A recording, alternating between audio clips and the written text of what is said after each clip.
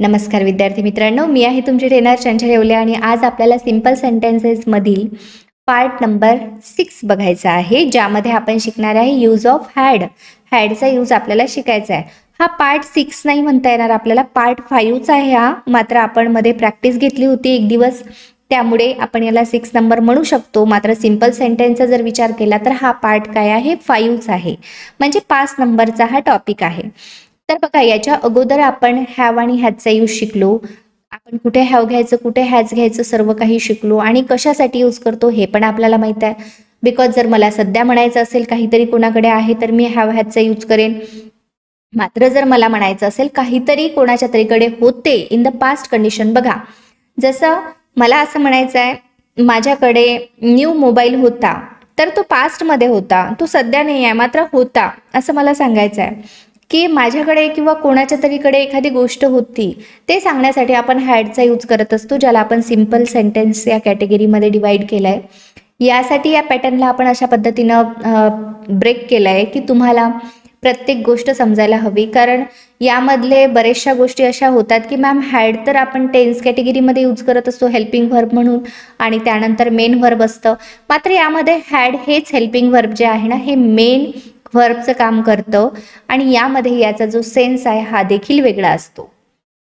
जसं हॅड म्हणजे मी तुम्हाला इन अ सिंपल वे सांगते की हॅड म्हणजे पास्टमध्ये एखादी गोष्ट कोणाच्या तरीकडे होती हे सांगण्यासाठी आपण यामध्ये हॅडचा यूज करणार. यामध्ये कुठलीही ॲक्शन तुम्हाला दिसणार नाही. तर विद्यार्थी मित्रांनो, सोबतच तुमच्यासाठी प्रॅक्टिस अवेलेबल आहे येवले अकॅडमी ॲपवरती. तुम्ही डिस्क्रिप्शन बॉक्समध्ये लिंक दिली आहे, तिकडे जाऊन प्रॅक्टिस मटेरियल फ्री मटेरियल आहे, तिकडे तुम्ही जाऊन 500 सेंटेन्सेस आहेत त्यामध्ये तुम्ही प्रॅक्टिस करू शकता. या सर्व जेवढे काही सिंपल सेंटेन्सचे आपण पार्ट बघणार आहे सगळे सेंटेन्सेस आहेत मिक्स, पॉझिटिव्ह निगेटिव्ह क्वेश्चन सगळं काही. तर तुम्हाला रेडीमेड आहे तिकडे तुम्ही करू शकता, छान पद्धतीनं तुमच्या जिभेला वळण लावू शकता. आणि तुम्हाला जर असं वाटत असेल मला कोर्सेस घ्यायचे आहेत आणि घर बसल्या इन डिटेल शिकायचं आहे, तर तुम्ही ॲपवरती जाऊन तुम्हाला इंग्लिश शिकायचं असेल इंग्लिशचा कोर्स, किंवा तुम्हाला ग्रामर शिकायचं असेल तर ग्रामरचा कोर्स घेऊ शकता. PDF सुद्धा अवेलेबल आहेत आणि स्टेप बाय स्टेप घर बसल्या इंग्लिश शिकू शकता. आणि जर तुम्हाला असं वाटत असेल मला फ्री शिकायचं आहे, चॅनलला तुम्ही कॉन्स्टंटली फॉलो करू शकता. कारण कॉन्स्टंट फॉलो करणं हा अल्टिमेट वे आहे जो की तुम्हाला तुमच्या एमपर्यंत पोहोचवतो. कारण एक दिवसाचा जरी व्हिडिओ आपला मिस झाला ना तरीसुद्धा आपली लिंक तुटते आणि लिंक जेव्हा लागत नाही तेव्हा मग आपल्याला समजत नाही. त्यामुळे तुम्ही जर चॅनलवरती नवीन असाल, कोणीही जो पहिल्यांदा माझा व्हिडिओ बघत असेल त्यांना मी हेच सांगेल की डे 1 पासून फॉलो करा, जेणेकरून सर्व कन्सेप्ट मागे जेवढ्या काही झाल्या आपल्या तेवढ्या सर्व तुमच्या क्लिअर होतील आणि तुम्हाला आज जे काही मी शिकवणार याची छान पद्धतीनं लिंक लागेल, प्रत्येक गोष्ट तुम्ही डिटेलमध्ये शिकू शकाल. तर चला चालू करू आपण आजचा व्हिडिओ. तर चॅनलवरती नवीन कोणी असाल तर चॅनलला सबस्क्राईब करायला, बेल आयकॉनला प्रेस करायला विसरू नका, कारण कुठलेच अपडेट्स महत्त्वाच्या व्हिडिओचे तुम्ही मिस करणार नाही. चला चालू करू आपण आजचा टॉपिक जो की आहे हॅड. हॅड म्हणजे समथिंग, काहीतरी आपल्याकडे होतं इन द पास्ट कंडिशनमध्ये, त्यावेळी आपण हॅडचा यूज करतो. आता याचं स्ट्रक्चर जर तुम्हाला सांगायचं झालं, स्ट्रक्चर आहे सब्जेक्ट, हॅड आणि ऑब्जेक्ट, हे याचं स्ट्रक्चर आहे. आता यामध्ये तुम्हाला काहीही टेन्शन नाही आहे, सगळीकडे तुम्हाला हॅडचाच यूज करावा लागतो. जसं आय हॅड माझ्याकडे होते, वी हॅड आमच्याकडे होते, दे हॅड त्यांच्याकडे होते, यू हॅड तुझ्याकडे किंवा तुमच्याकडे होते, ही हॅड त्याच्याकडे होते, शी हॅड तिच्याकडे होते, इट हॅड एखाद्या ॲनिमलकडे किंवा एखाद्या वस्तूकडे होते, राम हॅड रामकडे होते. अशा पद्धतीनं आपल्याला हे सेंटेन्सची प्रॅक्टिस करायची आहे जेव्हा होते म्हणायचं असेल तेव्हा. आता सपोज मला निगेटिव्ह बनवायचं आहे किंवा क्वेश्चन बनवायचा आहे, तर या ठिकाणी आपल्याला डिड नॉटचा यूज करावा लागेल.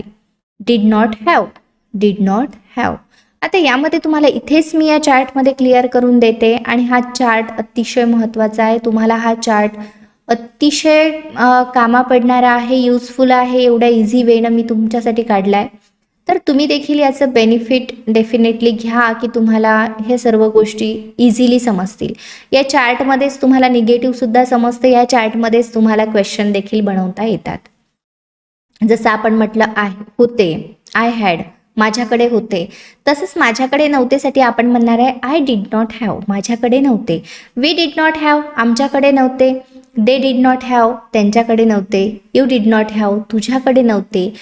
ही डिड नॉट हॅव, त्याच्याकडे नव्हते. शी डिड नॉट हॅव, तिच्याकडे नव्हते. इट डिड नॉट हॅव, एखाद्या वस्तूकडे किंवा प्राण्याकडे नव्हते. आणि राम डिड नॉट हॅव, रामकडे नव्हते. आता यामध्ये आपण शिकलोय. मात्र अजून एक गोष्ट तुम्हाला सांगते की तुम्ही म्हणाल मॅम इथं तर हॅड होतं, इथं हॅव कसं काय झालं? तर यामध्ये हॅव असं झालं की डिड नॉट, डिड ज्याही वेळेस सेंटेन्समध्ये येणार त्यावेळेस आपल्याला इकडे व्हर्बचं पहिलं रूप घ्यावं लागत असतं. हे हॅड V2 आहे, तर हॅडचं V1 हॅव होत असतं. त्यामुळे आपल्याला इथे काय घ्यावं लागलंय? V1 घ्यावं लागलंय या हॅडचं. म्हणजे हे काय झालं? हॅव झालं. अशा पद्धतीनं. ठीक आहे, चला जाऊ आपण आता सेंटेन्सेस मेकिंगकडे. हा चार्ट तुम्ही पहिलेच छान पद्धतीनं समजून घ्या. तुम्हाला समजला नसेल व्हिडिओला परत बॅक घ्या आणि परत बघा आणि नंतर मग पुन्हा प्रॅक्टिस करून मग तुमचा क्लिअर झाल्यानंतर तुम्ही सेंटेन्सेस मेकिंगकडे या. ठीक आहे, तोपर्यंत नाही. तर मी स्क्रीनला थोडं खाली घेते जेणेकरून तुम्हाला इथपर्यंत सर्व गोष्टी दिसतील. बघा, पॉझिटिव्ह सेंटेन्स बनवत असताना आपल्याला काय करायचं आहे? तर यामध्ये it is a very simple की तुम्हाला आय हॅड, जसं मी सांगितलं त्या अकॉर्डिंग बस आय हॅड घेतलं, माझ्याकडे होते. I had some free time, माझ्याकडे थोडा फ्री टाईम होता. आपण असं म्हणतो ना, तू यायला हवं होतं कारण माझ्याकडे फ्री टाईम होता. तर या ठिकाणी आपण काय घेतलं? आय हॅड घेतलं आणि समोर ऑब्जेक्टिव्ह पार्ट टाकलाय. I had some free time, माझ्याकडे थोडा फ्री टाईम होता. निगेटिव्ह करत असताना तुम्हाला माहिती आहे डिड नॉट घ्यावं लागतं. आय डिड नॉट हॅव, आता डिड नॉट हॅव जरी तुम्ही लक्षात ठेवलं तरी सुद्धा चालतं. I did not have some free time, माझ्याकडे फ्री टाईम नव्हता. व्हर्बल करत असताना आपल्याला यामध्ये डिडला घ्यावं लागतं सुरुवातीला आणि हॅवला ठेवावं लागतं नंतर. जसं did I have some free time, माझ्याकडे फ्री टाईम होता का असा प्रश्न झाला याचा. आपल्याला फक्त डिडला सुरुवातीला घ्यायचं आहे आणि हॅवला नंतर ठेवायचं आहे. बस झालं आपलं सेंटेन्स. आणि इथे आपल्याला काय करावं लागतं? सब्जेक्टला टाकावं लागत असतं. हे झालं आपले सेंटेन्स की माझ्याकडे फ्री टाईम होता, माझ्याकडे फ्री टाईम नव्हता, माझ्याकडे फ्री टाईम होता का, माझ्याकडे फ्री टाईम नव्हता का, माझ्याकडे. आता इथे माझ्याकडे नाही आहे, इथे हू आहे. हूने आपण सेंटेन्स बनवलंय. हू म्हणजे कोण? Who did have some free time, कोणाकडे फ्री टाईम होता? In the past condition. बघा, तर सेन्स सेमच आहे. होता, माझ्याकडे होता, माझ्याकडे नव्हता, माझ्याकडे होता का, माझ्याकडे नव्हता का, माझ्याकडे कोणाकडे होता. या ठिकाणी माझ्याकडे नाहीच आहे, कोणाकडे. हू म्हणजे कोण. तर अजून एक गोष्ट तुम्हाला सांगते, जे नवीन आहेत त्यांच्यासाठी, हूचं जे सेंटेन्स आहे यामध्ये तुम्हाला कर्ता व्यक्ती म्हणजे सब्जेक्ट दिसणार नाही. यामध्ये तुम्हाला डायरेक्ट काय दिसणार आहे? हू. हू मध्ये सब्जेक्ट लपलेला असतो. हे मी ज्या वेळेस हूचं सेंटेन्स आलं त्यावेळेस तुम्हाला आठवणीने सांगितलंय की हे अशा पद्धतीचं असतं. ओके, आता बरेचदा तुम्हाला असं सेंटेन्स देखील दिसेल की मॅम इथे आहे ना डिड नॉटच्या जागेवर असं सुद्धा दिलेलं असतं, आय हॅड नो टाइम किंवा I had no some free time. तर असं सुद्धा दिसतं. त्या काही कंडिशन आहे, त्या कंडिशनमध्ये आपण यूज करू शकतो डायरेक्ट असं. इथे नॉट न घेता आपण हॅड नो टाइम असं म्हणावं लागेल आपल्याला. आय हॅड नो टाइम, माझ्याकडे वेळ नव्हता. तर ह्या काही कंडिशन आहेत, त्या कंडिशन कुठे कुठे अप्लाय करायच्या, कुठे कुठे आपण यूज करू शकतो हे सुद्धा एखाद्या व्हिडिओमध्ये आपण कव्हर करूया. ठीक आहे, तर सध्या आजचा जो टॉपिक आहे यामध्ये करेक्ट युजेस जे आहेत ते तुम्ही शिकून घ्या. पुढे जेव्हा जाऊ तेव्हा त्या अकॉर्डिंग आपण शिकू. जसं पॉझिटिव्हमध्ये मी म्हटलं शी हॅड फ्रीडम. आता तुम्हाला शी हॅडचा अर्थ माहिती आहे की तिच्याकडे होते. तिच्याकडे काय होते? तर फ्रीडम होते. फ्रीडम म्हणजे काय? तर स्वातंत्र्य. तिच्याकडे काय होते? तर स्वातंत्र्य होते. I had a nightmare. Nightmare म्हणजे काय असतं? काही वर्ड्स तुम्हाला नवीन मिळावे असा माझा उद्देश आहे, त्यामुळे मी असे काही नवीन वर्ड्स घेत असते. नाईटमेअर म्हणजे जेव्हा तुम्हाला वाईट स्वप्न पडतात त्याला आपण नाईटमेअर म्हणत असतो की आय हॅड नाईटमेअर, की माझ्याकडे एक नाईटमेअर होते किंवा मला रात्री एक नाईटमेअर दिसलं असं सांगण्यासाठी सुद्धा आपण हे सेंटेन्स यूज करत असतो. आय हॅड अ नाईटमेअर, वाईट स्वप्न माझ्याकडे होते. I had a phone call from him. आता आय हॅड म्हणजे माझ्याकडे होते. काय होते? A phone call from him, माझ्याकडे त्याचा फोन कॉल होता, म्हणजे त्याच्याकडून आलेला फोन कॉल होता किंवा त्याचा फोन कॉल मला आलेला होता असं सांगण्यासाठी सुद्धा आपण ह्या सेंटेन्सचा यूज करू शकतो. तर आता आपल्याला यामध्ये आपल्याला शिकायचं आहे की माझ्याकडे होते, तर मी म्हणते की I had a phone call from him, माझ्याकडे त्याचा आलेला कॉल होता. अशा पद्धतीचा याचा अर्थ आहे आणि असं हे सेंटेन्स आहे. नेक्स्ट आहे आपल्याला निगेटिव्ह करायचं आहे. निगेटिव्ह करत असताना आपण डिड नॉट हॅवचा यूज करत असतो. तर शी डिड नॉट हॅव फ्रीडम, कारण हॅडचं या ठिकाणी हॅव झालेलं असतं. तर या ठिकाणी काय झालं, she did not have freedom, तिच्याकडे स्वातंत्र्य नव्हते. जसं होते म्हटलं तसंच नव्हते पास्टमध्ये. I had no a nightmare, मला नाईटमेअर नव्हते किंवा वाईट स्वप्न आले नव्हते. माझ्याकडे नाईटमेअर नव्हते असं सुद्धा आपण याला म्हणू शकतो की माझ्याकडे वाईट स्वप्न नव्हते. आता या ठिकाणी तुम्ही हे सुद्धा घेऊ शकता, I did not have a nightmare. ठीक आहे, हे यासाठी घेतलंय मी की तुम्हाला अशा प्रकारचे यूज केलेले सेंटेन्सेस काही दिसतील, मात्र त्या ठिकाणी तुम्ही कन्फ्यूज होऊ नका. ते काही कंडिशन आहेत त्या आपण शिकू हळूहळू.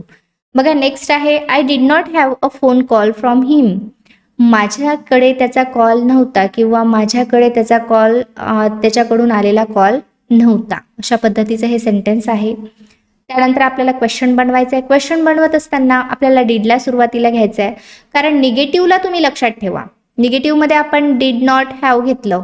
ठीक आहे, तर आपल्याला पॉझिटिव्ह व्हर्बल क्वेश्चन म्हणजे काय, ज्याचा आन्सर येस ऑर नोनी आपण देतो, ज्याची सुरुवात ही हेल्पिंग व्हर्बनी झालेली असते.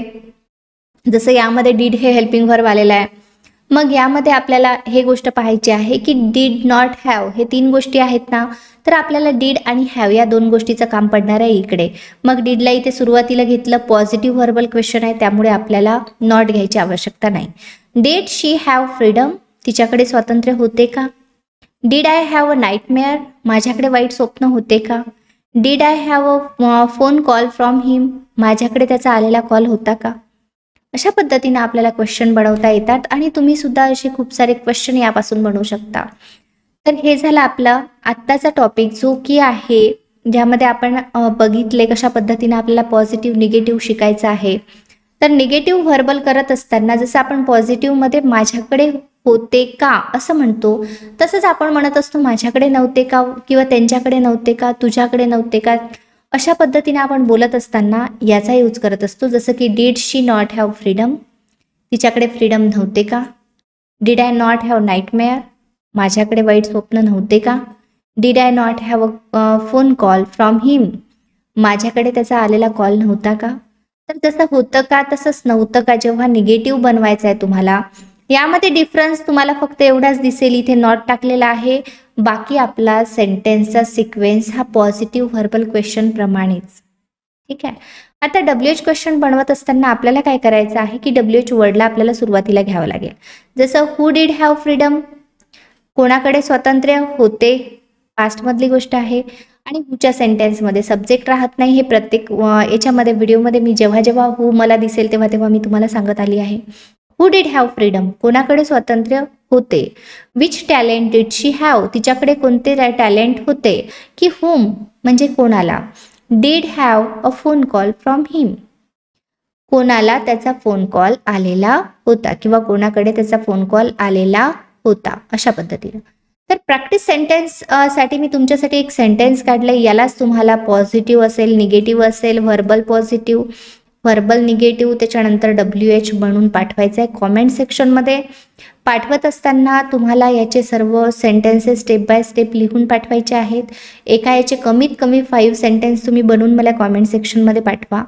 आणि तुम्ही कितपत प्रॅक्टिस करताय हे मला कळू द्या की तुमची प्रॅक्टिस कशा पद्धतीने चालू आहे. तर या ठिकाणी आपण थांबू, भेटू इन नेक्स्ट व्हिडिओमध्ये. तोपर्यंत keep learning, keep practising everyone. Thank you so much for watching this video.